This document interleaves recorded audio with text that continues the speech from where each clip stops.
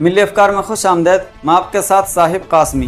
हरियाणा के गुरुग्राम से इस वक्त बड़ी दुखद खबर सामने आ रही है, जहां गुज़िश्ता रविवार को 7 साल के एक बच्चे का किडनैप कर उसकी हत्या कर दी गई। इसके बाद खून से लथपथ बच्चे के शव को कुंडली मानेसर पलवल यानी केम्पी एक्सप्रेसवे के पास फेंक दिया गया।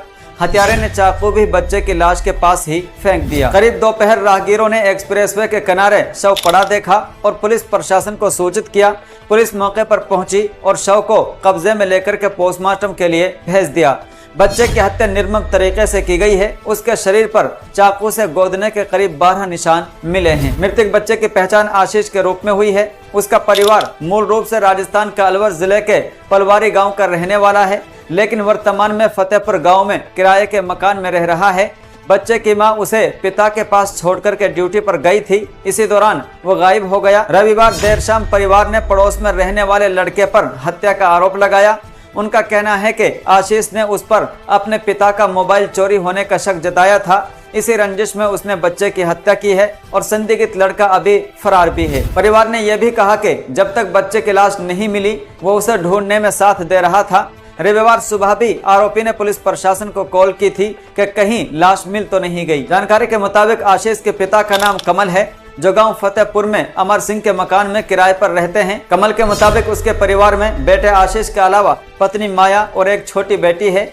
वो और उसकी पत्नी दोनों प्राइवेट कंपनी में काम करते हैं। बच्चों की देखभाल के चलते पत्नी दिन की शिफ्ट में जबकि वो नाइट शिफ्ट में काम करता है। जानकारी के मुताबिक बीते शनिवार की सुबह पत्नी बेटे आशीष को कमल के पास छोड़कर के नौकरी पर गई थी। इसके बाद जब शाम को वो घर लौटी तो देखा कि आशीष घर पर नहीं था।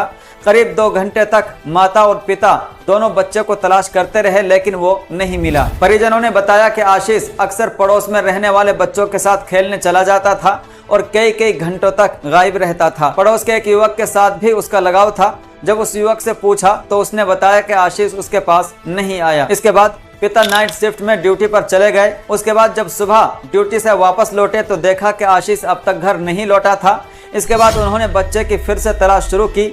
इसके साथ ही रविवार सुबह ही थाने में बच्चे की गुमशुदगी की शिकायत भी दर्ज कराई। दूसरी जानिब रविवार दोपहर को राहगीरों ने बिलासपुर के नजदीक कलवाड़ी गांव के पास केम्पी की ग्रेन बैलेट में एक बच्चे की डेड बॉडी पड़ी देखी। इसकी सूचना पुलिस प्रशासन कंट्रोल रूम में दी। सूचना पाकर के तावड़ थाने की पुलिस मौके पर पहुंची। चूंकि यह क्षेत्र बिलासपुर थाने का था, इसलिए मौके पर वहीं की पुलिस को बुलाया गया। इसके बाद बिलासपुर थाना पुलिस ने शव कब्जे में लिया और उसकी पहचान के लिए माता पिता को सूचना दी।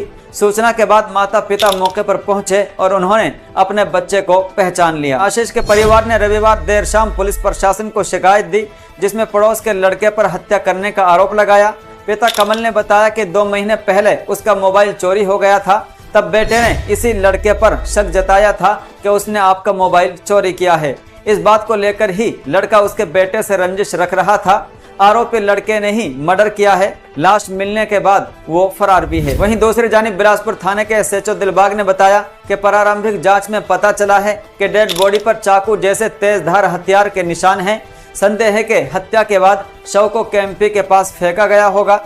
शव के पास से एक चाकू भी मिला है, जिसे फोरेंसिक जांच के लिए भेजा गया है। डेड बॉडी भी पोस्टमार्टम के लिए भेज दी गई है। दूसरी जानिब इस बारे में तावड़ो डीएसपी अभिमन्यु ने बताया कि परिवार ने एक युवक पर हत्या करने का आरोप लगाया है और इस मामले की जांच की जा रही है। बहरहाल इस वक्त बड़ी दुखद खबर सामने आ रही है, जहां महज 7 साल बच्चे को पहले किडनैप किया गया और फिर तकरीबन 1 दर्जन वार करके उसकी हत्या कर दी गई है। मूल रूप से ये अलवर जिले के रहने वाले हैं, लेकिन फिलहाल ये फतेहपुर में रहते थे। अब इस खबर में इतना ही। फिर मिलते हैं किसी अगले वीडियो के साथ। अस्सलाम वालेकुम वरहमतुल्लाहि वबरकातुहू।